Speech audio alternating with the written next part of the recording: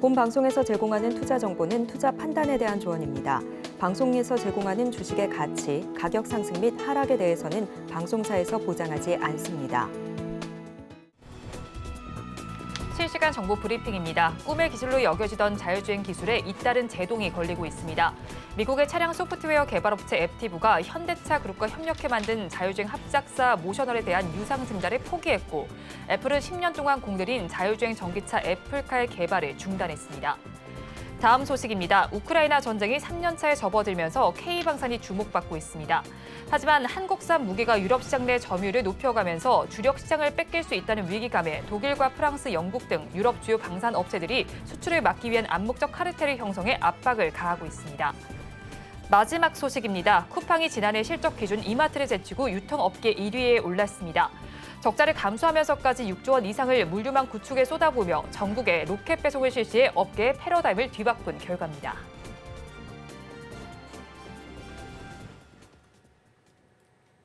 시청자 여러분 안녕하세요. 오늘을 돌아보고 내일을 준비하는 오늘장 내일장 2부 진행의 백선혜입니다. 장 마감까지 확실한 승부 전략과 내일장 주목할 섹터까지 제시해드리고 있습니다. 오늘도 저희 방송과 함께 하시면서 성공적인 투자 전략 가득 담아 가시기 바랍니다. 저희 방송은 유튜브를 통해서도 보실 수 있습니다. 유튜브 검색창에 서울경제TV라고 검색하시면 저희 방송과 함께 하실 수 있고요.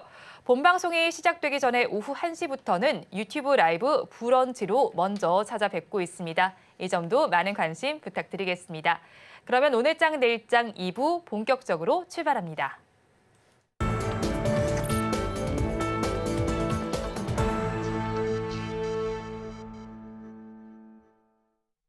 오늘도 두 분과 함께 시장에 대한 이야기 해보겠습니다. 나도투자연구소의 이재교 본부장, 영앤리서치 최진욱 본부장 두 분과 함께합니다. 두 분 어서 오세요. 안녕하세요. 반갑습니다. 네, 오늘 시장 상황 알아보겠습니다. 이 본부장님, 오늘 시장 상황 오전과 비교해서 오후에 좀 어떻게 달라졌습니까? 네, 일단 우리가 장중에 어느 정도 플러스권으로 전환이 되지 않을까 그런 기대감이 좀 있었는데 지금 2시 이후에 우리나라 시장이 다시 한번 밀림이 나오면서 다시 낙폭이 좀 커지고 있는 상황입니다. 하지만 어제 양봉이 나왔기 때문에 어제 양봉 이후에 어느 정도 눌림이 나오고 있다 정도로 해석을 해볼 필요가 있다고 보고 있고요. 전반적으로 시장에서 이 외국인들의 매도세가 조금씩 나오고 있는데 금액 자체가 크지는 않습니다. 그렇기 때문에 저는 현재 이 구간에서 우리나라 시장이 지지를 받을 가능성이 굉장히 높다라고 보고 있고, 그렇다라고 한다면 지금은 오히려 매수의 관점으로 볼 수 있는 자리다. 뭐 이렇게 말씀을 드려보도록 하겠습니다. 다만 오늘 시가총액 상위주들이 전반적으로 좀 약하죠. 시가총액 상위주들이 전반적으로 약하고, 다만 이제 저 PBR 관련되어 있는 종목군들이 계속해서 좀 시세를 만들어내고 있는 부분들은 그래도 긍정적이라고 판단이 되고 있습니다. 그리고 코스닥 같은 경우는 전체적으로 봤을 때 외국인 순매수가 조금씩 잡히고 있는데 아무래도 에코프로 그룹주에 지금 자금이 좀 들어오지 않나라고 판단이 되고 있는 부분이라서 실질적으로 이제 양시장 모두 하락하고 있는 종목들이 거의 2배 가까이 많습니다. 코스피와 코스닥을 더한다라고 한다면 하락 종목이 2배 정도 많은 시장이기 때문에 체감은 굉장히 좀 어려울 겁니다. 하지만 말씀드렸던 것처럼 크게 빠질 가능성은 낮다라고 보고 있기 때문에 여기서 이제 우리나라 시장 저점 잡고 반등 준다라고 한다면 이제 개인 투자자분들께서 선호하시는 종목들도 좀 빠르게 변동성이 상방으로 나올 가능성이 있으니까 너무 부정적으로 보실 필요는 없는 장세다. 이렇게 말씀드리도록 하겠습니다.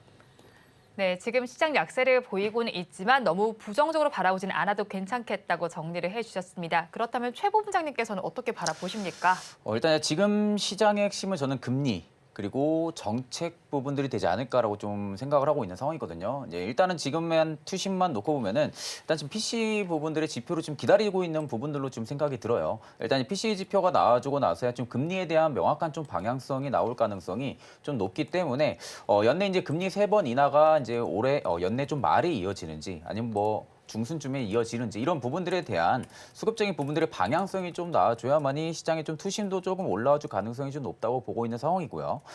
지금 이제 전체적으로 시가총액 상위 종목들을 제가 오전부터 살펴봤을 때, 오전부터 볼 때는 삼성전자도 그렇고 SK하이닉스도 그렇고 굉장히 좀 낙폭을 보여주면서 좀 시작을 했었습니다. 그런데 지금 이제 일부 오후장 들어서면서 좀 약보합권까지 일단은 좀 올라와준 상황이고요. 또 LG 에너지솔루션 같은 경우는 지금 강보합권으로 좀 전환이 되어 있는 부분들인데 상대적으로 좀 시가총액 상위 종목들의 코스피 종목들은 보통 전체적으로 반도체 쪽이 좀 많이 밀리고 있는 상황들이다 보니까 상대적으로 좀 지수 대비 좀 종목들 흐름들이 좀 약한 흐름들도 더욱더 크게 확대가 되고 있는 부분이라고 생각이 들고 있고 코스닥 같은 경우도 지금 2차 전지 쪽이 그나마 좀 잘 버텨주고 있는 상황이다 보니까 지금 코스닥은 코스피 대비 하락 종목수가 그렇게 좀 큰 편차가 안 나오고 있는 부분으로 지금 생각이 듭니다. 그렇기 때문에 지금 시장 같은 경우는 일단은 급등하고 있는 종목들을 좀 따라 붙기보다는 오히려 지금은 왜 기관들의 좀 수급을 좀 정확하게 좀 살펴보면서 오히려 실적이 좀 개선이 될 수 있는 그런 종목들을 일단 좀 옥석가리기 좀 진행을 해볼 수 있는 그런 또 시기가 되지 않을까 그렇게 보고 있는 상황입니다. 네, 앞으로의 흐름이 어떻게 나타날지까지 정리를 해주셨습니다. 그리고 시장에서 나와 있는 이슈를 좀 살펴본다면요. 지난해 벌써 라면이 수출이 된 부분이 20억 봉지가 넘었다고 합니다. 역대 최대 기록을 갈아치웠는데 뭐 K 콘텐츠 흥행 속에서 여기 또 라면이 들어가다 보니까 라면에도 관심이 쏠리지 않나 싶습니다. 또 다른 나라 사람들의 입맛에도 꽤 맞는 것 같아요. 관련해서 뭐 라면 관련주들, 식품 관련주도 훈풍이 불 것 같은데 어떻게 좀 주가는 반응하고 있나요? 일단 작년에 주가 흐름이 많이 나왔다라고 보시면 될 것 같습니다. 그래서 삼양식품이라든지 몇몇 관련되어 있는 기업들 같은 경우는 작년에 주가 흐름이 굉장히 좋았어요. 그리고 올해 같은 경우는 지금 주가 흐름이 좀 안 좋죠. 그래서 이제 수출이 잘 된다라는 부분들은 메리트가 있습니다. 이제 K푸드라 그래서 또 우리나라 연예인들이 많이 먹방을 하죠. 그래서 이런 것들 때문에 매출이 많이 늘어나고 있다는 것은 긍정적인데 일단 주가의 흐름을 놓고 봤을 때는 관련 기업들의 이 주가, 최근 주가 흐름은 좋지가 않습니다. 그렇기 때문에 지금 시장에서는 좀 관심이 멀어져 있는 업종이라고 보시면 좋을 것 같고 우리가 뭐 중장기적으로 본다라고 한다면 메리트가 생길 수도 있지만 뭐 그런 관점으로 본다라고 한다면 다른 업종들도 굉장히 많기 때문에 전 지금 음식료 업종들 같은 경우는 메리트가 좀 떨어진다라고 생각을 하고 있습니다. 왜 그러냐면 지금 시장에 들어와 있는 자금 자체가 굉장히 제한적이에요. 시장에 자금이 많이 유입된다라고 한다면 이 섹터도 올라가고 저 섹터도 올라가게 될 텐데 지금 시장에 들어와 있는 자금이 규모 자체가 크지가 않기 때문에 몇몇 업종들만 강세를 보일 가능성이 굉장히 높다라고 보고 있습니다. 그래서 그런 관점에서 봤을 때 지금 음식료 관련주들 같은 경우는 자금이 강하게 유입될 가능성은 좀 적다라고 보고 있어요. 그렇기 때문에 지금 뭐 수출에 관련되어 있는 내용들이 시장에서 부각이 되는 것은 뭐 우리나라 기업이 수출을 잘했다라는 부분은 긍정적이겠지만 주가적인 측면에서 지금 공략할 자리는 아니다. 이렇게 말씀드리도록 하겠습니다. 네, 기분 좋은 소식이지만 주가 측면으로 봤을 땐 투자 매력도 좀 떨어지는 상황이다라고 정리를 해주셨습니다. 자, 그리고 거기에 더해서 드론으로 치킨을 배달한다는 소식도 좀 전해지고 있습니다. 하반기부터는 배송 서비스도 본격화된다는 소식이 들어와 있는데 관련해서 그럼 드론주도 좀 반짝반짝 움직일 수 있을까요? 일단 이제 단기 테마는 형성이 될 가능성은 크겠죠. 일단 뭐 드론 관련해서 상용화 임박 부분들의 이야기는 뭐 지금만 나왔던 부분들도 아니고 그 전부터 좀 상용 임박 부분들에 대한 이야기는 계속적으로 언급이 됐었던 부분들인데 실질적으로 저는 이제 드론 부분들이 개화를 한다고 하게 되면은 저는 좀 인프라 부분들이 가장 좀 걱정이라고 생각이 들거든요. 드론이 이제 뭐 하늘을 나누면 이제 드론으로 뭐 치킨을 배달을 하고 뭐 그리고 이제 뭐 이삿짐이나 뭐 배달 이런 부분들을 좀 진행을 한다라는 부분들은 일단 미래 지향적인 부분들도 저는 좀 추측이 들어가 있을 거라고 생각이 듭니다. 그러니까 결국 이 상용화 부분들은 그 안에 좀 수많은 실험 테스트들을 좀 거쳐 나가야 되는 부분들도 분명히 존재를 하고 있는 상황이다 보니까 단순히 그냥 드론 관련주들 같은 경우는 앞으로 실적이 좋게 찍힐 것이다라는 관점으로 접근하기보다는 오히려 이슈 팔로업 관련해가지고 이슈의 좀 테마성이 연관이 될 가능성이 굉장히 좀 성격이 크다라는 관점으로 좀 보시는 게 맞을 거라고 보고 있습니다. 그렇기 때문에 지금 드론 관련주들 같은 경우는 일단은 지금 치킨을 뭐 배달한다라는 부분들의 이슈가 더해진다고 하게 되면은 단기적으로 좀 움직일 가능성은 좀 있다고는 보지만 상대적으로 이 움직이는 강도폭 자체로만 놓고 보면요. 그 강도폭은 저는 아직은 좀 크지 않을 가능성이 좀 높다고 보고 있는 상황이거든요. 물론 이제 드론으로 계속해서 상용화 부분들 이야기가 언급이 되고 정부 정책 쪽에서에 대한 부분들도 드론을 강조를 한다든지 혹은 이제 다른 뭐 업체에서 뭐 드론을 지금 본격적으로 배송을 시작한다든지 이런 부분들의 좀 시작 출발점이 좀 나와줘야만이 그때부터 좀 드론 관련주들을 어떻게 보면 좀 하나의 테마라기보다는 산업의 성장 섹터로 좀 볼 수가 있는 주식시장을 빗대어 봤을 때 좀 그렇게 볼 수가 있는 상황이다 보니까 지금은 단순히 단기 테마성으로만 좀 지켜보시는 게 맞다고 보고 있는 상황입니다. 네, 드론 관련주들은 단기 테마적으로 바라보자고 정리를 해주셨습니다. 자, 그리고 유튜브 실시간 채팅창에 에코프로 그룹주를 좀 언급을 해주신 분이 계십니다. 오늘 장에서도 강세 흐름이 좀 나타나고 있습니다. 에코프로 비엠은 지금 3%대 강세가 나타나고 있고요. 에코프로는 2%대 강세가 나타나고 있습니다. 근데 에코프로 비엠은 코스피 이전 상당 기대감이 있는 거고요. 에코프로의 경우는 액면 분할 소식이 전해져 오고 있습니다. 이렇게 두 종목 모두에서 이슈가 있는데 에코프로 비엠이 코스피로 이사를 가게 된다면 또 이제 대장주로 활약할 만한 종목은 어떤 게 있을지 좀 궁금한데 코스닥 시장에도 좀 판도가 바뀌게 될까요? 그게 참 애매합니다. 그러니까 코스닥 시장에서 좋은 시가총액을 가지고 있고 성장성이 있는 기업들이 전부 다 코스피로 이전을 하고 있죠. 네. 그래서 일단 지금 에코프로 BM이 옮겨간다라고 한다면 에코프로가 남아있기 때문에 에코프로가 대장주 역할을 할 가능성이 있는데 이제 그 아랫단에 보면 전부 다 지금 제약바이오들이 올라오고 있습니다. 그러니까 제약바이오가 이제 작년에는 그렇게 주가 흐름이 좋지 못했는데 최근에는 뭐 HLB라든지 알테오젠 같은 주가의 흐름이 굉장히 강하게 나오고 있죠. 그래서 저는 제약바이오 쪽에서 그래도 이제 코스닥을 전반적으로 좀 잡아주지 않을까라고 판단을 하고 있고요. 이제 이 에코프로 그룹주들에 대해서 제가 좀 말씀을 드려보자면 지금 가장 중요한 것은 어쨌든 광물 가격이 반등을 하고 있다는 부분이라고 저는 생각을 하고 있습니다. 그래서 이제 관련되어 있는 종목군들이 좀 올라온다라고 보시면 될 것 같고요. 그리고 지금 에코프로보다는 에코프로 BM이 좀 더 탄력적인 모습을 보이고 있는데 에코프로 BM 같은 경우 이전 상장에 관련되어 있는 모멘텀이 있죠. 근데 이 이전 상장을 한 이후에는 한 종목도 빠짐없이 전부 다 하락을 했습니다. 그렇기 때문에 에코프로 BM 같은 경우도 추후에 이전 상장을 하게 된다라고 하면 그때는 이제 차익 실현의 관점으로 좀 보실 필요가 있다라는 말씀을 드리고요. 그 전까지는 주가가 우상향할 가능성이 있다라는 말씀 드려보도록 하겠습니다. 그래서 제가 좀 날짜를 계산을 해봤는데 지금 주주총회가 진행이 되고 나서 약 3월 27일경에 아마 이전 상장에 관련되어 있는 내용들이 시장에서 좀 부각이 될 거예요. 그래서 모든 과정들, 뭐 코스닥에서 상장 폐지가 되고 이전 상장이 돼서 다시 코스피 시장에 상장이 된다라고 하면 제가 판단했을 땐 6월 중순이 넘어갈 시점이 돼야지 이제 6월 중순 이후에 코스피에서 우리가 에코프로 BM을 매매할 수 있게 될 겁니다. 그래서 그때까지는 좀 시간이 남아있기 때문에 주가 흐름은 개선될 가능성이 높다라는 부분 그리고 양극재 쪽에 대한 모멘텀도 시장에서 부각될 가능성이 있기 때문에 저는 에코프로 그룹주 같은 경우는 지금 만약에 없다라고 한다면 저는 오히려라는 표현보다는 매수하기 굉장히 적합한 위치다라고 생각을 하고 있습니다. 그래서 이런 부분들 참고하시면 될 것 같습니다. 네, 일정과 관련해서도 어떻게 흘러갈지 좀 전해주셨습니다. 참 그렇다면 이제 에코프로 BM도 이제 간다는 소식이 좀 전해지고 있고요. 거기에 더해서 그 뒷단을 살펴본다면 제약 바이오주들이 있습니다. 오늘은 HLB가 강세를 좀 보이고 있어요. 5%대 강세가 나타나고 있는데 이거 뭐 리보세라님 이슈가 있는데 이거 아직까지 일정이 좀 남아 있는 걸로 알고 있고요. 알테오젠은 지금 빠지고는 있지만 관련해서 뭐 키트로다 SC로 매년 로열티만 최소 5천억을 받는다는 소식이 좀 전해지고 있습니다. 관련해서 종목별로 매력도는 좀 어떻게 바라보시는지 궁금한데요. 사실 이제 HLB랑 알테오젠을 보는 성격을 좀 다르게 보시면 돼요. 네. 알테오젠이 올라갈 때는 HB가 떨어집니다. HLB가 올라갈 때는 알테오젠이 떨어져요. 그러니까 보통 그런 쪽의 사이클이 좀 많이 움직이거든요. 이유가 뭐 알테오젠이랑 때문인가요? 레고캠 바이오가 좀 같이 움직이고. 어. 그러니까 보통 제가 보기에는 이게 기술 수출 부분들에 따라 가지고 판도의 성격이 좀 다른 것 같아요. 일단 HLB 같은 경우는 지금 간암 치료제 관련해서 FDA 승인 모멘텀이 있는 상태고요. 알테오젠 같은 경우는 이미 머크사의 비독점에서 독점 계약으로 변경이 되면서 그에 따른 이제 마일스톤 부분들을 확보하는 거랑 또 마일스톤 확보에 플러스 로열티까지 지금 받을 수 있는 계기가 놓여 있는 상태죠. 그런 상황이다 보니까 실제적으로 이제 HLB도 굉장히 지금은 단기적으로 올라갈 수 있을 만한 가장 큰 모멘텀을 가지고 있는 상황이고 알테오젠도 2022년 1년 때는 돈을 못 벌었던 회사입니다. 그렇게 좀 큰 자리에 좀 돈을 못 벌던 회사인데 이번에 4자리 숫자 이상의 돈을 벌 수가 있는 그런 계기가 지금 열려 있는 상태이다 보니까 알테오젠 같은 경우는 충분하게 성장성 부분들이 좀 성격이 좀 많이 지쳐지면서 투심이 좀 계속해서 자극을 하고 있는 부분이라고 지금 생각이 드는데 이제 HLB랑 알테오젠만 놓고 봤을 때 향후에 성장성이 정말 조금 더 좋은 종목이 어디냐고 하게 되면 저는 알테오젠 쪽이 조금 더 클 가능성이 높다고 보고 있거든요. 그러니까 그만큼 높은 플랫폼을 보유를 하고 있는 기업이 알테오젠입니다. 이미 기술 수출 계약도 6곳, 7곳까지 지금 완료가 된 상태이거든요. 그럼 지금 머크사와의 독점 계약을 제외하고도 다른 쪽에 기술 수출을 진행을 했던 부분들이 마일스톤까지 또 확보가 된다라고 할 경우에는 지금 5천억 번다, 뭐 6천억 번다 부분들이 문제가 될 게 아니라 그 이상의 수익성을 낼 수가 있는 부분들이죠.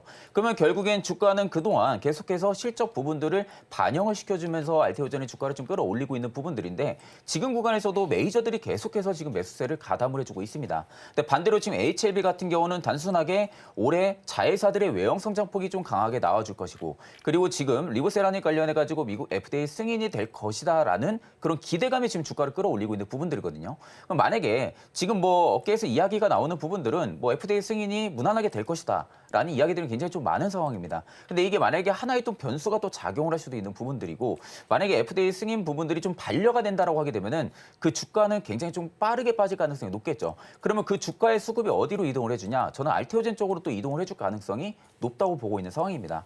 그렇기 때문에 HLB는 단순히 지금은 단기적인 기대감에 따른 주가의 파급력 자체는 굉장히 큰 상황이고 알테오젠은 정말 본연의 성장성이 지금은 두각이 돼가지고 주가에 반영이 되고 있는 상태이다 보니까 내가 단기적인 좀 수익성을 노린다 하게 되면은 일단 최근에 좀 눌림이 나왔던 HLB 같은 경우가 오늘의 거래 대금들이 일단 긍정적으로 좀 실려주고 있는 상황이거든요. 그렇기 때문에 오늘의 뭐 종가까지 양봉으로 좀 마감을 해준다라고 할 경우에는 추가적인 시세 개연성 여부도 충분히 열려 있을 가능성은 높다고 보고 있습니다. 그러면 지금 라인에서는 앞전 52주 신고가 라인까지 또 재차 갱신을 해줄 수 있는 파급력이 또 들어와 줄 수도 있는 부분들인데 그만큼 하단은 꼭 잡고 나서 매매를 하시는 걸 추천을 드리고 알테오젠 같은 경우도 마찬가지예요. 지금의 눌림이 뭐 나와주고 있다고는 하지만 상대적으로 지금 알테오젠을 못 잡으신 개인 투자자분들 같은 경우는 저는 오히려 또 잡아볼 수 있는 기회를 또 주지 않을까라는 생각들까지도 생각을 하고 있는 상황이다 보니까 오히려 좀 이런 알테오젠 종목들 같은 경우 바이오 시밀러 안에서도 충분히 성장성이 확고하게 나와줄 수 있는 그런 기업들을 일단은 좀 선별적으로 보시고 포트를 강화를 하시는 게 맞다고 보고 있는 상황입니다. 네, 두 가지 종목을 다른 시각으로 바라보자고 정리를 해주셨습니다. HLB, 알테오젠 두 가지 종목별 흐름이 좀 차별화되게 나타날 테니까 투자 의견에 참고를 해보시기 바랍니다. 그리고 하락하는 섹터를 좀 바라보자면요. 인터넷 대표주에서의 하락세가 눈에 띄고 있습니다. 네이버와 카카오가 모두 빠지고 있는데 두 종목 모두가 4%대 하락률을 기록하고 있습니다. 오늘 어떤 이유로 인해서 이 종목들이 빠지고 있는 걸까요? 사실 네이버에서는 최근에 뭐 과도한 우려감이 있다라는 이야기도 전해온 만큼 좀 저점을 찍지 않았나 생각이 들긴 하는데 아직까지도 저점이 남아 있는 걸까요?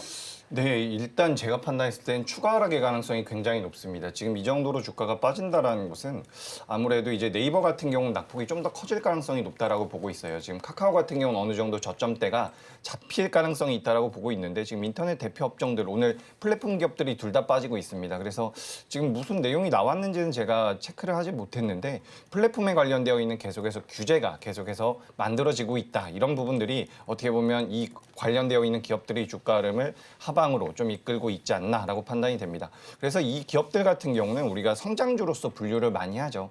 성장주로서 분류를 하기 때문에 사실 금리 인하에 대한 기대감이 계속해서 작용을 했었던 부분들도 있는데 최근 이제 금리 인하에 대한 기대감이 굉장히 많이 희석이 됐죠. 원래는 3월 달 이야기도 나왔었고요. 5월 달 이야기도 나왔었는데 이제 6월 달까지 계속해서 시점 자체가 연기가 되고 있는 부분입니다.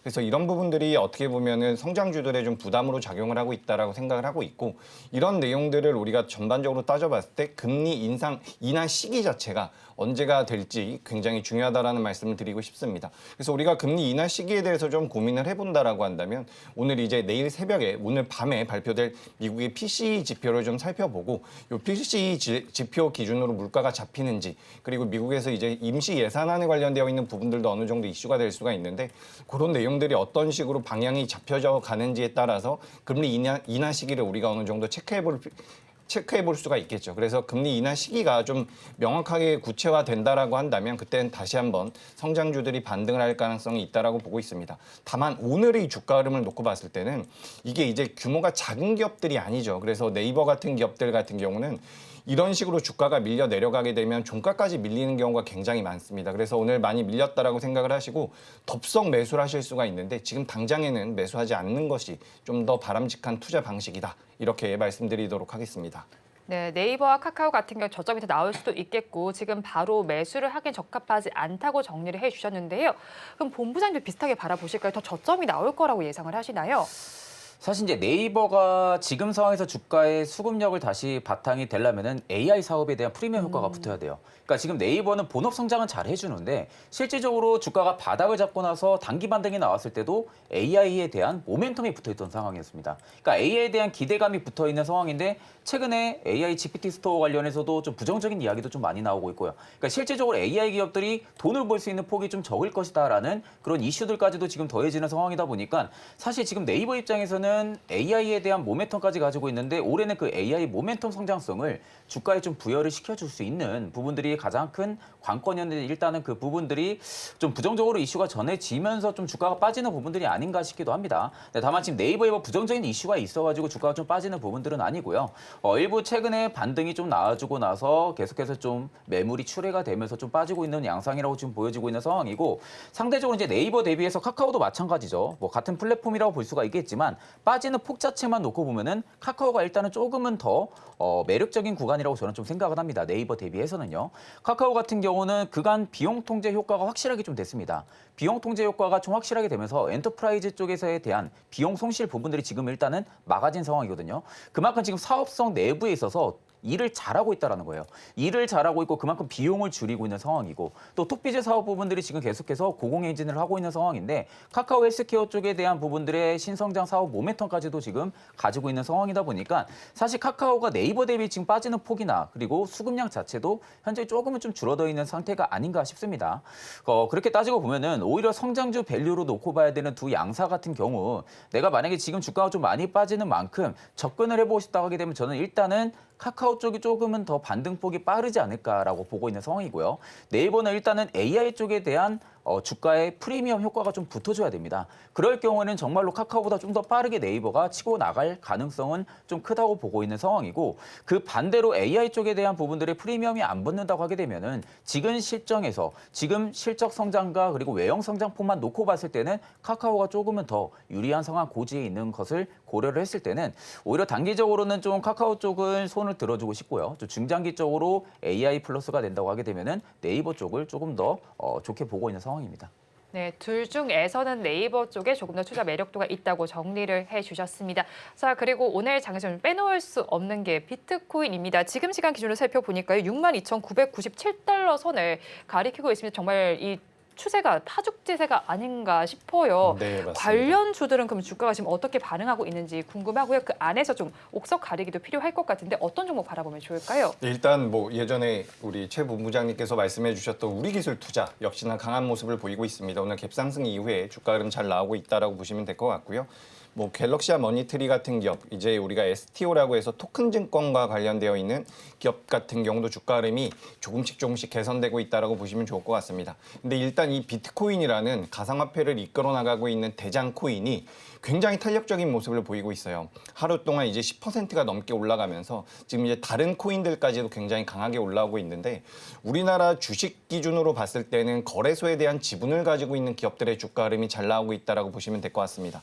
그리고 이제 우리가 대다수의 기업들이 변동성이 굉장히 크고 우리가 장기 투자로 하기에는 좀 부담을 느끼실 수가 있는데 그중에서 이제 한 가지 종목을 말씀드려보자면 저는 한화투자증권을 계속해서 말씀드리고 있습니다. 한화투자증권 같은 경우도 업비트와 관련되어 있는 지분을 가지고 있는 상태인데 또 한 가지 모멘텀이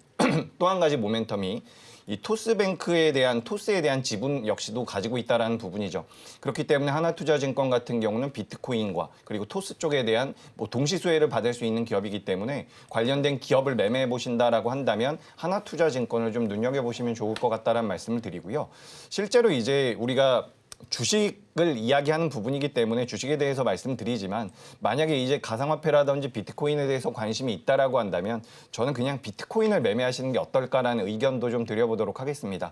그래서 지금 비트코인 같은 경우도 월봉 기준으로 따져봤을 때 지금 직전 고점을 돌파하고 있는 상황이기 때문에 주가라고 표현하기도 좀 그렇고요. 비트코인은 가격대가 더 올라갈 가능성이 굉장히 높다라고 보고 있는 거죠. 그래서 오늘 의미 있는 상승이 나왔다라고 저는 판단을 하고 있고 4월 달에 반감기까지 도래한다라고 한다면 그러니까 원래 이제 반감기가 도래할 때마다 가격대가 굉장히 많이 올라갔는데 이번에는 사실 그 계산상으로는 그렇게 많이 못 올라갈 수도 있다라는 내용들이 나오고 있습니다. 하지만 다른 점은 과거에 비해서 많이 못 올라갈 수도 있다는 내용들이 나오고 있는데 그 과거와 다른 점은 지금 ETF가 있다는 거죠.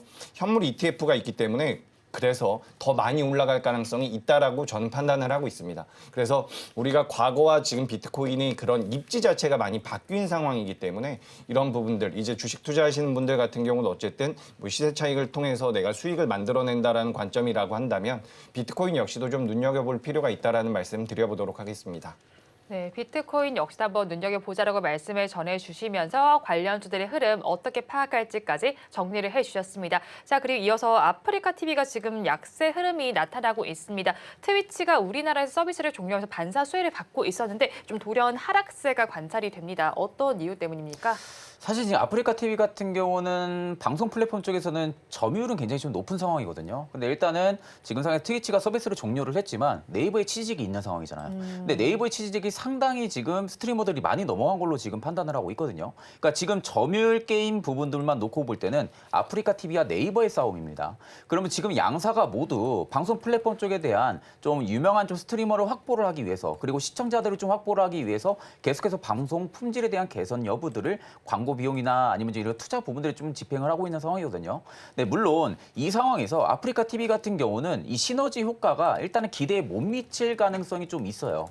기대에 못 미친다고 하게 되면 당연히 주가는 좀 빠질 수밖에 없는 부분들이죠. 그러니까 왜냐하면 그 전에 이미 아프리카 TV는 방송 플랫폼 쪽에서에 대한 점유율 확보가 많이 되어 있는 기업이었고 트위치가 빠졌는데 트위치가 빠지면서 네이버가 다시 이 시장에 들어온 상황이잖아요. 네이버가 시장에 들어왔다고 하게 되면은 그만큼 네이버 쪽에서에 대한 파급력만 놓고 봤을 때는 아프리카 TV 쪽에서도 빠져나가는 스트리머가 있을 것이고 시청자들이 빠져나가는 시청자들이 빠져나가는 부분들도 있을 것이고 그러면 지금의 실적 부분들보다 더 안 좋아질 수 있는 부분들이 아닌가라는 그런 우려감도 일단은 주가에 반영이 되고 있는 부분들이 아닌가 싶기도 합니다. 그러니까 결국엔 양사의 점유율 싸움인데 지금 그냥 그 점유율만 놓고 보면은 사실 취직 대비 아프리카 TV가 또 밀리는 그런 플랫폼도 아니거든요. 그만큼 많은 사람들이 또 시청을 하고 있는 플랫폼이기도 하니까 일단 지금 상황에서는 어느 누가 먼저 좀 투자 비용들을 집행을 빠르게 진행을 하면서 좀 높은 방송에 대한 퀄리티 부분들을 펼쳐나가냐 부분들의 좀 차이인데 아프리카 TV는 사실상 지금 방송 플랫폼 말고는 딱히 뭐 주가를 올릴 만한 모멘텀이 그렇게 많지가 않은 상황이고 네이버는 오히려 취직 제외하고도 AI라는 모멘텀도 지금은 존재를 하고 있는 상황이다 보니까 쉽사리 아프리카 TV의 좀 주가의 수급력 자체가 저점이 깨지지가 않는다고 하게 되면은 이 상단 채널 자체의 흐름들은 계속 좀 유지가 될 가능성은 있다고는 보고 있거든요. 네, 다만 우상향 기조가 만약에 깨진다. 그럴 경우에는 일단은 저도 지금 가지고 있으신 분들은 한 차례 좀 비중을 축소를 시킨 다음에 향후에 좀 지켜봐야 된다고 생각을 하고 있고요. 만약에 지금의 주가는 계속해서 조정이 나오다가 중간에 또다시 반등이 나와주면서 이 채널을 유지하면서 계속 기조를 유지해 나간다고 하게 될 경우에는 오히려 저점을 계속 높여나는 시그널이 좀 나와줄 가능성이 높겠죠. 그렇기 때문에 오히려 지금 부분에서는 저점을 깨는지 안 깨는지 이런 부분들만 좀 체크를 해보시면 나쁘지 않을 거라 보고 있습니다. 네, 저점을 깨는지 아닌지를 체크해 보자고 정리를 해주셨습니다. 그렇다면 본부장께서는 아프리카 TV 관련해서 어떻게 좀 바라보실까요? 네, 일단 아프리카 TV와 네이버의 취지직 이런 이야기들이 많이 나오는데 사실 네이버 입장에서는 이 취지직 쪽이 굉장히 큰 메리트가 있는 것은 아닙니다. 그러니까 우리가 이 사업의 집중도를 좀 따져봤을 때 아프리카 TV가 유리한 부분들이 분명히 있다라는 거죠. 그리고 제가 실제로 아프리카 TV 쪽에서 일하고 있는 지인이 있는데 그 친구를 통해서 좀 얘기를 들어봤더니 실제로 많은 분들이 트위치에서 아프리카 쪽으로 오히려 좀 더 많이 넘어왔다라고 이야기가 나오고 있어요. 그게 왜 그러냐면 수익을 만들어내는 구조 자체가 취지직보다는 트위치가 이 아프리카 TV 쪽으로 넘어갔을 때 좀 더 효과가 좋다라고 합니다. 그래서 수익 구조에 대한 부분들 같은 경우가 아프리카 TV 쪽이 좀 더 유리하다라고 지금 평가가 되고 있는 부분이죠. 물론 이제 네이버라는 큰 플랫폼 그 뒷배를 가지고 있는 취지직 같은 경우도 결국에는 성장을 하겠지만 일단 아프리카 TV 쪽에서 좀 더 좋은 점수를 받아가고 있는 것이다라고 저는 판단을 하고 있습니다. 그래서 이제 트위치가 철수를 하면서 일단 아프리카 TV가 어제도 이제 한번 올라왔다가 오늘은 어느 정도 조정을 받고 있는데 주가의 추세적인 면에서는 한 번 더 우상향도 나올 가능성이 있다라고 보고 있습니다. 그래서 장기적으로 본다라고 한다면 네이버도 성장을 하겠지만 당장에는 아프리카 TV가 좀 더 강세를 보이고 있다 이렇게 말씀드리도록 하겠습니다. 네, 아프리카 TV가 네이버와 비교했을 때 종목 매력이 더 높다라고 정리를 해주셨습니다. 자, 벌써 시간은 3시 16분입니다. 종가 베팅할 섹터를 좀 먼저 알아보겠습니다. 최 본부장님 어떤 섹터에서 가지고 오셨나요? 저는 일단은 2차 전지 쪽에서 좀 가지고 왔어요. 뭐 일단 이제 2차 전지를 제가 이제 뭐 본부장님이랑도 맨 처음부터 유튜브 라이브에서도 이야기를 했었지만 사실 지금 구간에서 기관들의 수급이나 외국인들의 수급이 빠지지 않는다고 하게 되면은 저는 일단 거기가 좀 바닥이라고도 저도 말씀을 드렸던 부분들인데 생각보다 탄력적으로 수급이 빠지지 않고 계속 유지를 해주고 있습니다. 그 강세 기조를. 물론 그 부분들은 탄산 리튬도 계속 지금 반등이 나와주고 있는 상황이고요. 그렇다는 것은 일단은 리튬가가 바닥을 잡았기 때문에 2차 전지에 대한 부분들을 주가를 그간 좀 많이 뺐던 부분들은 전기차 수요가 둔화가 될 것이고 배터리 수요도 당연히 뭐 둔화가 되면서 메탈가가 하락으로 인해 가지고 좀 판가가 상승이 돼서 오히려 수익성이 안 좋을 것이다 라는 부분들이 좀 2차 전지를 많이 끌어내렸던 부분들인데 이 부분들이 주가에 대부분 다 반영이 됐다고 하게 되면은 사실상 2차 전지를 좀 끌어내릴 만한 이슈는 뭐 추가적인 좀 플러스 알파가 될 만한 이슈가 나오지 않는 이상은 오히려 2차 전지 쪽은 지금은 악재는 대부분 다 반영이 되지 않았을까라는 관점으로 볼 때는 충분하게 지금 바닥 부근에서 이제 막 턴을 해주고 있어서 매수 관점을 좀 보셔도 나쁘지 않을 거라 보고 있는 상황이고요. 근데 그 안에서도 뭐 양극재에 대한 부분들을 좀 생각을 많이 가지시는 분들도 계실 건데 저는 좀 음극재 쪽을 좀 가지고 왔어요. 일단 이제 음극재 쪽에서도 좀 대장이라고 할 수 있는 나노신소재를 일단은 좀 탑픽으로 가지고 왔습니다. 나노신소재 같은 경우가 올해는 좀 CNT 쪽에 대한 도전제의 외형 성장폭이 좀 강하게 나와줄 가능성이 좀 높다고 보고 있고요. 그리고 두 번째 투자 포인트는 올해 신공장 모멘텀이 가동이 될 가능성이 높습니다. 나노신소재 같은 경우가 지금 작년 12월에 준공 완료가 된 이 신공장 같은 경우가 올해 상반기에 일단은 양산에 들어갈 가능성이 높고요. 또 해외 신공장 같은 경우도 올해 3분기, 4분기 내에 양산이 본격적으로 가동이 된다고 하게 되면은 지금의 주가는 굉장히 저평가라고 볼 수가 있는 부분들이죠. 그러니까 지금 LFP 배터리 관련해서는 중국 시장 쪽이 굉장히 큰 점유율을 가지고 있는 상황인데 그간 국내 기업들은 3원계 배터리 쪽에서만 집중을 했었습니다. 그러니까 LFP 쪽이 아니라 3원계 쪽에 대한 배터리에 집중을 했다라는 부분들. 근데 이게 결국엔 중국 같은 경우는 3원계 쪽이랑 LFP 쪽 양 날개를 가지고 있는 상황이거든요. 근데 지금 국내 기업들 같은 경우는 아직까지는 LFP 배터리 쪽에 대한 날개를 가지고 있는 상황들이 아니다 보니까 결국 중저가 시장도 노려야 된다고 저는 생각을 하고 있습니다. 그런 관점으로 볼 때는 오히려 배터리 셀 기업들 같은 경우도 향후에는 LFP 배터리 관련해서 개발을 계속적으로 하면서 이쪽에 대한 프리미엄을 여부를 좀 둘 가능성이 높다라는 관점으로 볼 때는 오히려 나노신소재 같은 경우 LFP 배터리 관련주로도 지금 엮여 있는 상황이다 보니까 오히려 상대적인 좀 수급 부분들이 좀 강하게 들어와줄 가능성이 좀 높다고 보고 있는 상황입니다. 그렇기 때문에 점진적으로 좀 반도체 업황도 회복이 되고 있고 디스플레이 쪽에 대한 업황도 회복이 된다고 하게 되면은 자연스럽게 견조한 성장성은 부여가 될 가능성이 좀 높다라는 관점으로 볼 때는요. 나노신소재 같은 경우 충분히 신규 분들도 공략을 해보셔도 나쁘지 않을 거라 보고 있습니다. 일단 뭐 매수가 같은 건 당연히 뭐 종가에 충분히 매수를 관점을 보셔도 나쁘지 않을 거라 보고 있는 상황이고요. 이제 막 1년선, 2년선 돌파해주고 나서 다시금 수급을 사이클을 지금 갖춰지고 있는 상황입니다. 그렇다는 것은 이제 막 좀 수면 위로 올라왔다고 볼 수가 있기 때문에 이 5일선이 지금 라운드를 그려가면서 계속 좀 지지를 받아주고 있는 상황이거든요. 그렇기 때문에 단기적으로는 5일선을 깨지 않는다라고 할 경우에는 충분하게 계속해서 좀 끌고 가는 전략도 나쁘지 않을 거라 보고 있고 목표가 같은 경우는 저는 한 16만 7천 원대가 그나마 좀 매물이 많이 묶여 있는 것으로 지금 판단이 듭니다. 그렇기 때문에 16만 7천 원대를 1차적인 목표가로 좀 설정을 해드리고요. 손절가 같은 경우는 12만 8천 원을 단기적으로 깨지 않는다고 할 경우에는 이 추가적인 시세를 계속 좀 이어나갈 가능성이 높기 때문에 손절가는 12만 8천 원을 제시해드리겠습니다. 종가 베팅할 종목 나노신소재 짚어주셨습니다. 목표 주가는 16만 7천 원, 손절 라인 12만 8천 원 잡아주셨습니다. 그렇다면 본부장님께서는 어떤 섹터에서 가지고 오셨을까요? 네, 저는 일단 제약바이오 쪽에서 하나 준비를 해봤습니다. 우리가 지금 시장에서 관심도가 제약바이오 쪽에 계속 좀 들어오고 있다라고 저는 판단을 하고 있는데 실제로 우리가 2019년도부터 2022년도까지 통계를 봤을 때 지난 3년 동안, 3년의 기간 동안 제약바이오 업종들 같은 경우는 3월 달과 4월 달에 가장 좋은 수익이 나왔다라고 이야기가 나오고 있습니다. 그렇기 때문에 저는 3월 달과 4월 달에 우리가 제약바이오를 좀 봐야 된다라고 죄송합니다. 생각을 하고 있는데 최근 들어서 뭐 HLB라든지 알테오젠 좋은 주가 흐름이 나오고 있죠. 근데 이런 부분들이 전반적으로 이어질 가능성이 높다라고 보고 있어요. 다만 이제 오늘 같은 경우는 삼성바이오로직스라든지 그리고 셀트리온 같은 경우는 하락을 하고 있는데 이런 성향 CDMO라고 하죠.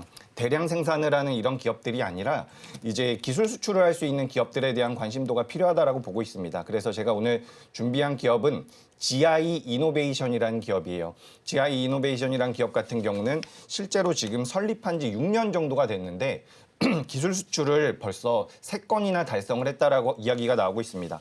그리고 이제 면역 항암제에 관련되어 있는 미국 특허가 등록이 되고 있는 부분이고요. 그리고 이제 알러지 치료제 쪽에 대한 메리트도 굉장히 큰 기업인데 오늘 주가 흐름이 굉장히 잘 나오고 있더라고요. 그래서 오늘 이제 이런 기업들 같은 경우는 종가로 공략을 한다라고 한다면 다음 주에 좋은 수익이 나올 가능성이 굉장히 높다라고 보고 있습니다. 그래서 지금 제약바이오 쪽에 대한 관심도가 필요하다라는 말씀을 계속해서 드리고 그중에선 이제 GI 이노베이션이란 기업을 좀 보셨으면 좋겠는데 이 기업 같은 경우는 지금 주가 흐름상 여기서 한 차례 상방으로 움직임이 나온다라고 한다면 굉장히 탄력적으로 움직일 가능성이 높습니다. 그래서 지금 시장에서는 HLB라든지 알테오젠이라든지 최근에 또 이제 앱클론이라는 기업도 굉장히 좋은 모습이 나왔는데 제약바이오 쪽에 대한 관심이 전 분명히 필요하다라고 보고 있으니까 이 부분을 참고하셨으면 좋겠고요. 지금 이제 저는 3월 달에 들어가게 되면 우리나라 시장에서 제약바이오 쪽이 가장 좋을 것이다라고 생각을 하고 있어요. 실질적으로 이제 코스닥 상위 종목군들 중에 제약바이오도 많이 들어온 부분이고 그렇기 때문에 저는 요 GI 이노베이션이라는 기업을 좀 공략해보자 이렇게 말씀드려보도록 하겠습니다. 오늘 이제 종가가 뭐 마감이 되면 그때 매매를 해보시면 좋을 것 같은데요. 현재 가격대가 11,700원대에서 형성이 돼 있는데 목표가는 13,800원으로 의견을 드리고요. 손절가는 10,000원으로 말씀드려보도록 하겠습니다. 네, GI 이노베이션을 종가 베팅할 종목으로 짚어주셨습니다. 목표 주가는 13,800원, 손절 라인 10,000원 제시를 해주셨습니다. 자, 그렇다면 저희는 마감 동시효과 구간 우리 시장 어떤 분위기 보이고 있는지 양대 시장의 분위기 체크해 보도록 하겠습니다. 우리 양대 시장 오늘 좀 방향성을 잡지 못하는 양상이 펼쳐졌습니다. 오늘은 좀 저점에서 나타나는 모습이 관찰이 됐는데요. 코스피 지수를 먼저 살펴보겠습니다. 약보합권에 들어가면서 2,645선에 마감을 할 것으로 예상이 되고 있습니다. 다음으로 코스닥 시장으로 넘어가겠습니다. 코스닥 시장에서는 0.09%의 약세가 나타나고 있습니다. 862선에 종가를 쓸 것으로 예상됩니다. 이어서 양대 시장의 수급 상황 체크해 보겠습니다. 코스피 시장을 먼저 살펴보겠습니다. 오늘 코스피 시장에서는 외국인과 기관이 동반으로 매물을 출회하고 있습니다. 반면에 개인 투자자들 많이 물량을 담아내고 있습니다. 외국인 투자자들 700억 원 넘게 그리고 기관 투자자들 3천억 원 넘게 팔고 있습니다. 외국인 투자자들의 경우에는 5거래일 연속 매수세를 보여주다가 오늘 매도로 전환이 됐고요. 반면에 개인 투자자들은 3천억 원 넘게 담아내고 있습니다. 다음으로 코스닥 시장으로 넘어가서 살펴보겠습니다. 코스닥 시장에서는 외국인과 개인이 쌍끌이 매수를 해주고 있는데요. 반면에 기관 투자자들 오늘도 팔고 있습니다. 외국인은 600억 원 넘게 사고 있고요. 개인 투자자들은 800억 원 넘게 담아내고 있습니다. 반면에 기관 투자자들이 오늘까지 9거래일 연속 매도세를 나타내고 있습니다. 오늘 시장 상황 본부장님은 어떻게 바라보셨습니까? 사실 이제 PC 부분들을 좀 기다리고 있는 좀 투심 관망세가 좀 강하게 좀 들어와 주지 않았을까라고도 좀 생각을 많이 하고 있고요. 일단 이제 금리 쪽에 대한 시장이 아직도 좀 주목을 하고 있다라는 거죠. 금리 방향성에 대한 부분들. 다만 이제 뭐 전체적인 조건들만 좀 부여해서 봤을 때는 결국 이제 연내 금리가 3번 정도 좀 인하가 될 것이라는 그 기대감은 계속 좀 시장에 살아있을 가능성이 좀 높다고 보고 있고, 그렇기 때문에 오히려 지금은 반도체 업황이 계속 좀 회복이 나와주고 있는 상황이고 디스플레이 쪽에 대한 업황도 회복이 나와주고 있는 상황이다 보니까 상대적으로 좀 단기적인 수익성을 노린다고 하게 되면 저는 일단 지금 반도체 쪽에서도 HBM 좀 되지 않을까라고 좀 생각을 많이 하고 있거든요. 최근에 좀 이슈가 되고 있는 부분들도 아무래도 좀 HBM 쪽이 되고 있는 상황이다 보니까 그에 있어서 이제 한미반도체 같은 경우도 최근에 주가 흐름 굉장히 좋은 상황이고요. SK하이닉스 같은 경우도 최근에 낙폭을 보여주고 나서 오늘 같은 경우도 지금 보니까 거의 바닥을 잡고 지금 마감을 해주고 있는 부분들이거든요. 그렇기 때문에 오히려 상대적인 지금 밸류 가치로만 놓고 보면은 SK하이닉스 같은 경우도 충분히 좀 내려왔기 때문에 매매 관점을 좀 보셔도 나쁘지 않을 거라고 보고 있는 상황이다 보니까 오히려 지금 HBM3 이쪽에 대한 관련주들은 최근 마이크론에 대한 이슈로 인해서 일부 차익 매물이 나올 때 한번 신규로 공략을 해볼 만한 또 그런 기회를 주고 있다라고 지금 관점을 보고 있는 상황이다 보니까 그쪽 좀 공략을 해보시는 것도 나쁘지 않을 거라고 보고 있는 상황이고요. 그리고 최근에 AI 쪽 GPT 스토어도 같이 좀 동반으로 반등이 좀 나와주고 있는 모습들이 오늘 좀 나와줬거든요. 폴라리스 오피스 같은 경우는 오늘 좀 반등이 나와주고 있는 부분들도 확인을 했었는데 일단 그만큼 많은 지금 이슈 부분들이 화두가 되고 나서 이슈가 좀 잠잠해지고 주가도 좀 조정폭이 나왔던 상황이다 보니까 다시 한 번 더 반등 기조가 또 강하게 들어와 줄 수 있는 이슈가 또 플레이가 될 가능성도 높습니다. 그렇기 때문에 AI 쪽 같은 경우는 계속해서 좀 집중적인 관심이 필요하다고 보고 있는 상황이고요. 그런 관점으로 볼 때는 오히려 지금 2차 전지 쪽 같은 경우는 코스닥 쪽에서 좀 투자 전략을 잡아올 수 있을 거라고 보고 있고 코스피 같은 경우는 상대적으로 지금은 반도체 쪽에 대한 HBM3E 이 관련 주들을 조금 더 투자 공략을 해볼 수 있지 않을까 그런 시장으로 지금 보고 있는 상황입니다. 네, 어떤 종목들에 관심을 가져보면 좋을지 정리를 해주셨고요. 본부장께서 오늘 시장 상황 어떻게 바라보셨습니까? 네, 오늘 우리나라 시장 지금 장 후반부에 그래도 꽤나 낙폭을 만회하면서 마무리가 될 것 같습니다. 그래서 좀 긍정적인 말씀을 드리고 싶은데 저 같은 경우는 사실 한 2주 전부터 우리나라 시장 괜찮다라는 말씀을 계속해서 드리고 있습니다. 근데 그 명분이 뭐냐면 지금 중국 증시가 굉장히 저점대에서 강하게 올라오고 있어요. 중국에서 이제 양회도 있을 거고요. 계속해서 이제 부양책이 나올 텐데 실제로 중국 증시 같은 경우는 작년부터 계속해서 부양책이 나왔습니다. 근데 부양책이 나왔음에도 불구하고 개선되는 지표가 잡히지가 않았거든요. 그래서 주가는 계속해서 안 좋았는데 3월 달, 2월 달, 3월 달 이제 중국 같은 경우도 지표가 조금씩 개선이 되고 있는 부분들이 있습니다. 그래서 4월 달, 5월 달이 된다라고 한다면 중국이 완전히 경기가 살아날 수 있다. 개선이 될 수 있다는 것을 우리가 숫자로 확인을 할 가능성이 굉장히 높다라는 거죠. 그렇게 된다라고 한다면 전 우리나라 시장이 우상향을 하는데 전혀 문제가 없다라고 생각을 하고 있습니다. 지금 이제 우리가 시장 자체를 좀 크게 본다라고 한다면 지금 반도체 관련주들 성장하죠. 성장하고 있고 작년에 적자에서 올해 흑자로 돌아서는 부분입니다. 그리고 2차 전지 같은 경우도 리튬 가격 돌아서면서 관련되어 있는 종목들 올라오고 있습니다. 그리고 제가 아까 전에 말씀드렸다시피 3월 달에는 또 제약 바이오도 괜찮을 가능성이 높아요. 거기다가 저 PBR 관련주들까지도 지금 주가를 견고하죠. 여기에서 이제 중국 증시까지 돌아선다라고 한다면 전 우리나라 시장이 밑으로 크게 밀릴 가능성은 굉장히 적다라고 보고 있습니다. 그렇기 때문에 오늘 아침에도 우리나라 시장 음봉 나오면서 밀릴 때에도 이런 자리에서는 오히려 매수의 관점으로 보는 게 좋다라는 말씀 계속 드렸는데 오늘도 이제 종가 기준으로 놓고 본다면 우리 시장 다시 한번 우상향을 하게 될 가능성이 굉장히 높습니다. 물론 최근 한 달 동안 개인 투자자분들께서는 잘 체감이 안 됐을 수가 있어요. 근데 우리나라 코스피가 2월 23일 날 연중 고점을 찍었습니다. 그러니까 시장의 흐름 자체는 나쁘지 않다라는 거죠. 다만 개인 투자자분들께서 보유하고 계신 종목들이 많이 못 올라가고 있을 텐데 앞으로는 개선될 가능성이 굉장히 높다라고 보고 있습니다. 그렇기 때문에 앞서 말씀드렸던 것과 마찬가지로 시장에 대한 긍정적인 뷰 다시 한번 말씀드리도록 하겠습니다. 네, 시장에 대해서는 긍정적인 뷰가 있다고 정리를 해주셨습니다. 오늘 양대시장 앞서서 전해주신 것처럼 지금 마감 동시효과 구간을 지나면서 모두 약세를 보이고는 있지만 장중에 보였던 하락세보다는 꽤나 많이 만회를 한 모습이 나타나고 있습니다. 오늘 양대시장 모두가 좀 변동성을 나타냈었는데 좀 부하권 내에서 등락을 거듭하는 모습이 나타났습니다. 코스피 시장의 경우에는 0.25% 약세로 마감을 할 준비하고 있고요. 코스닥 시장 0.07% 내림세를 보이고 있습니다. 이어서 수급 상황을 살펴본다면요. 오늘은 기관 투자자들이 양대 시장 모두에서 사고 있고요. 반면에 개인 투자자들이 모두 좀 사고 있습니다. 기관 투자자들은 팔고 개인 투자자들이 사는 장세가 펼쳐지고 있고요. 외국인 투자자들은 양대 시장에서 포지션을 좀 다르게 잡아가고 있습니다. 코스피 시장에서는 팔고 있지만 코스닥 시장에서는 사고 있는 양상이 펼쳐지고 있습니다. 양대 시장에서 등락하는 종목 수를 이어서 좀 살펴본다면요. 양대 시장 모두에서는 하락하는 종목 수가 더 많이 집계가 되고 있습니다. 코스피 시장에서는 517개 종목이 하락세를 보이고 있고요. 코스닥 시장에서는 1051개의 종목이 하락세를 나타내고 있습니다. 반면에 상승하는 종목 수를 짚어본다면 코스피 시장에서는 366개 종목이 상승을 하고 있고요. 코스닥 시장에서는 519개 종목이 상승세가 나타나고 있습니다. 이어서 시가총액 상위 종목들의 상황도 잠 살펴보도록 하겠습니다. 코스피와 코스닥 양대 시장에서 혼조 양상이 벌어집니다. 마감 동시효과 구간 함께 하셨습니다.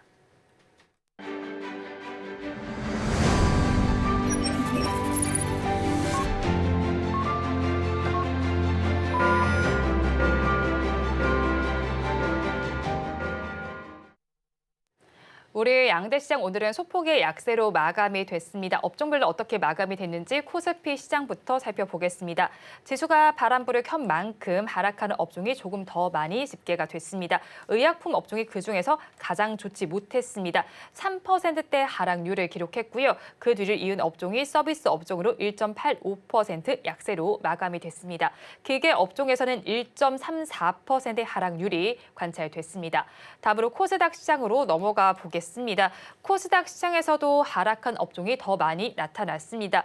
디지털 콘텐츠 업종이 그중에서 가장 좋지 못했습니다. 2.67%의 약세가 나타났고요. 그 뒤를 이은 업종은 컴퓨터 서비스 업종으로 1.37% 하락으로 마감을 했습니다. 방송 서비스 업종이 1%대 약세가 나타났습니다. 오늘 시장 연휴를 앞두고 좀 아쉽게 마감이 됐는데요. 이어서 3월 증시가 이제 기다리고 있습니다. 이 3월 증시 저희는 어떤 전략을 가져가면 좋겠습니까? 상대적으로 지금 상황 기조만 놓고 보면 저는 일단은 3월도 코스닥이 조금은 매매하기 좀 좋지 않을까라고 생각을 많이 하고 있거든요. 뭐 상대적으로 지금 이제 코스피 같은 경우도 ADR 지수가 지금 일단은 과매도권을 좀 과매수권을 지금은 좀 벗어난 상황이다 보니까 어느 정도 좀 안정권에는 들어와 있다고 지금 생각이 드는데 아직도 뭐 코스닥이 코스피 대비해서는 ADR 지수가 좀 많이 낮은 상황이거든요. 그렇기 때문에 상대적으로 좀 코스닥 쪽에 대한 자금이 다시 한 번 더 또 몰릴 가능성은 저 3월에도 일단은 열려 있을 가능성이 좀 높다라고 보고 있는 상황이고 그만큼 이제 화두가 되고 있는 부분들은 2차 전지 쪽에 대한 수급 사이클 부분들이 계속 좀 잡혀 나가고 있는 상황이다 보니 오히려 2차 전지 쪽에 대한 투신과 그리고 알테오젠 관련해가지고 오히려 지금 상황에서는 제약바이오 쪽에 대한 투심도 코스닥 쪽에 좀 들어와줄 가능성이 좀 높다라는 관점으로 볼 때는 일단 저 PBR 관련해서도 코스피는 계속 좀 움직이긴 할 겁니다. 저 PBR 관련해서도 움직이긴 할 거고 SK하이닉스도 지금 대장으로 엮여 있는 상황이다 보니까 일단 매매 관점으로만 놓고 보면은 저는 3월에도 코스피 대비 코스닥이 조금은 더 매매를 하기에는 좀 쉬운 장세가 되지 않을까 그렇게 보고 있는 상황입니다. 다만 이제 코스닥이 코스피의 ADR 지수를 좀 넘어가는 좀 100% 넘는 그런 수치가 나온다 하게 되면은 상대적으로 이제 부각을 그만큼 못 받았던 코스피 쪽에 수급이 또 이동을 해줄 가능성이 높기 때문에 지금 일단은 기간의 수급이 어느 쪽으로 이동을 해주는지 그 여부에 따라 가지고 그쪽에 좀 트레이딩 관점을 좀 잡으셔가지고 접근하시는 것을 좀 추천을 드리고요. 그만큼 실적도 지금은 뒷받침이 좀 돼야 된다라는 관점으로 볼 때는 상대적으로 지금은 이제 밸류 매력도가 계속해서 부각이 되고 있고 그에 따른 주가가 어느 정도 업사이드가 나와줄 수 있는 그런 기업들을 계속해서 좀 공략을 해보신다면은 충분히 3월은 그래도 2월보다 조금은 더 좋은 장세가 이어지지 않을까 그렇게 보고 있는 상태입니다. 네, 3월 시장도 코스닥 시장이 조금 더 강세를 보일 것이고 그래도 2월 시장보다 조금 더 나은 장세가 펼쳐질 것이다라고 예상을 해주셨습니다. 자, 그렇다면 본부장님께서는 3월 시장을 좀 주도할 만한 섹터 어떤 게 있다고 보실까요? 네, 저는 아까 말씀드렸던 것처럼 제약바이오 굉장히 긍정적으로 보고 있습니다. 그리고 지금 정유주들도 굉장히 주가 흐름이 좋아요. S-오일이라든지 뭐 GS 같은 기업들 좀 보시면 될 것 같은데 일단 지금 우리나라 시장의 흐름 자체가 개인 투자자분들께서는 좀 재미가 없겠지만 실제로 지금 지수는 계속해서 우상향을 하고 있는 상황입니다. 그렇기 때문에 전 좀 긍정적인 말씀을 드리고 싶고요. 우리가 이제 금리 인하에 대한 기대감이 굉장히 컸었죠. 근데 금리 인하가 실제로 진행된다라고 한다면 증시 자체는 꺾일 가능성이 분명히 있어요. 그렇기 때문에 금리 인하의 시기가 연기된 것, 지연되는 것은 저는 나쁘지 않다라고 보고 있습니다. 그래서 3월달, 4월달 같은 경우 저는 긍정적으로 우리나라 시장을 보고 있는 부분이고 그에서는 뭐 가장 큰 업종이라고 할 수 있는 반도체, 2차 전지 다 괜찮을 거라고 생각을 하고 있고요. 그리고 이제 탄력적인 움직임을 보일 수 있는 것은 전 제약바이오 쪽이라고 생각을 하고 있습니다. 그래서 이런 부분들 전반적으로 좀 고려해 보셨으면 좋겠고 실제로 이제 시장 흐름이 나빠질 가능성은 저는 굉장히 낮다라고 보거든요. 물론 미증시가 갑자기 급락을 한다라고 하면 우리 시장이 영향을 받겠지만 얼마 전에 미증시 급락했을 때 우리나라 시장 버텨줬습니다. 이게 왜 그런 거냐면 우리나라 말고 지금 미국이라든지 유럽이라든지 일본은 신고가예요. 완전히 신고가. 역사상 신고가인데 우리나라는 신고가가 3,300포인트입니다. 지금 2,600포인트에서 움직이고 있는 상황이기 때문에 어느 정도 조정을 받을 수는 있겠지만 전 여기서는 한 번 정도 상방에 대한 랠리가 이어질 가능성이 높다라고 보니까 이 부분 참고하셨으면 좋겠고요. 계속해서 강조드리지만 전 시장 긍정적으로 보고 있습니다. 네, 시장에 대해서 긍정적으로 바라보고 있다라고 정리를 해주셨습니다. 그리고 앞서서 이 본부장님께서 중국 증시에 대해서도 이야기를 좀 전해주셨는데 양회를 앞두고 있지 않습니까? 그런데 뭐 부양책이 나온다고 하지만 좀 획기적인 부양책이 나와줘야 될 것 같아요. 그럴 가능성 어느 정도로 보시나요? 사실 지금 중국 같은 경우는 경기 부양책 부분들의 목숨을 저는 이번에 좀 걸 가능성이 더 높다고 보거든요. 왜냐하면 그만큼 부동산 시장이 또 많이 빠진 부분들도 있고요. 그러면 부동산 시장이 지금 계속해서 많이 빠졌던 부분들, 부진 여파 부분들은 충분히 중국 쪽에서도 타격이 컸을 것이고 그러면 경기 부양책 부분들에 있어서는 공격적으로 좀 자금을 또 넣어줄 가능성이 높다고 보고 있는 상황입니다. 그럼에도 아직까지 뭐 건설주들이나 건설 기계 관련주들이 아직은 좀 큰 움직임이 나와주고 있는 부분들은 아닌데 사실 지금 경기 부양책 이야기는 뭐 앞전부터 계속 좀 나왔던 부분들이거든요. 네, 다만 지금 이제 최근에 중국의 증시 같은 경우도 계속해서 밸류 프로그램 부분들이 중국 쪽에서 이야기가 나오고 있고 패시브 자금을 계속 더 유입을 시켜야 된다라는 이런 이야기들도 나온다는 부분들만 견해를 봤을 때는 오히려 중국이 이번에 경기 부양책 부분들을 좀 강하게 연출을 시킬 가능성이 좀 높다고 보고 있습니다. 그러면 그만큼 증시에서 수혜를 못 받았던 섹터들, 건설 기계 쪽이나 건설주들 같은 경우가 좀 강하게 좀 투심이 자극을 해줄 가능성이 높고요. 그럼 당연히 건설주나 건설 기계가 움직인다고 하게 되면은 자연스럽게 자연스럽게 철강 관련주들도 움직일 가능성이 높겠죠. 그렇다고 하게 되면은 오히려 지금 시점에서는 이 투자 수급의 사이클이 180도 바뀔 만한 그런 시너지 효과는 안 나오겠지만 그래도 일부 낙폭을 이제는 좀 만회를 하고 전체적인 고루 좀 돌아주는 그런 전체적인 사이클 순환매가 또 돌아와줄 가능성이 좀 높다고 보고 있는 상황이다 보니까 지금 시장은 계속해서 뒷받침이 되면서 계속 좀 업사이드 부분들이 지수를 일으켜 주려고 하게 되면은 지금 저도 중국이 굉장히 좀 중요하다고는 생각은 하고 있거든요. 중국에 대한 영향도 굉장히 많이 받을 수밖에 없는 상황이다 보니까 중국이 이번에 좀 경기 부양책 부분들이 어떤 이슈 부분들이 팔로업이 돼가지고 시장에 좀 영향을 미칠지 부분들을 좀 체크를 하시면서 그때부터 좀 건설주들이 좀 움직이기 시작을 한다 할 경우에는 일단 저는 건설주들 같은 경우도 포트 하나 정도는 좀 담아 보셔도 나쁘지 않은 수익률을 좀 가져다 주지 않을까 그렇게 보고 있는 상황입니다. 네, 중국 양해에 따라서 철강과 그리고 건설주들도 바라보면 좋겠다고 의견을 제시해 주셨습니다. 두 분 말씀 여기까지 듣겠습니다. 지금까지 나도투자연구소의 이재규 본부장, 영앤리서치의 최진욱 본부장과 함께했습니다. 오늘 두 분 말씀 고맙습니다. 오늘 장 내일장 2부에서 전해드린 내용 정리해서 보여드리겠습니다. 화면으로 확인해 보시죠. 오늘 장 내일장 2부의 핵심입니다. 먼저 이재규 본부장의 종가 베팅 종목은 GI 이노베이션입니다. 기술 수출 기대감이 유효합니다. 목표 주가는 13,800원, 손절 라인 10,000원 잡아주셨습니다. 다음으로 넘어가서 최진욱 본부장의 종가 베팅 종목 알아보겠습니다. 나노 신소재입니다. 견조한 성장성과 실적 개선 가능성이 있습니다. 목표 주가는 16만 7천원, 손절 라인 12만 8천원 잡아주셨습니다. 본 방송에서 제공하는 정보는 투자 판단에 대한 조언일 뿐 해당 주식의 가치와 수익률을 보장하지는 않습니다. 아울러 서울경제TV와 서울경제신문은 당사의 브랜드입니다. 최근 당사를 사칭하는 피해 사례가 늘어나는 만큼 각별히 주의해 주시기 바랍니다. 여러분 연휴 잘 보내시고요. 저희는 다음 주 월요일 이 시간에 다시 찾아뵙겠습니다. 오늘도 함께해 주신 여러분 고맙습니다.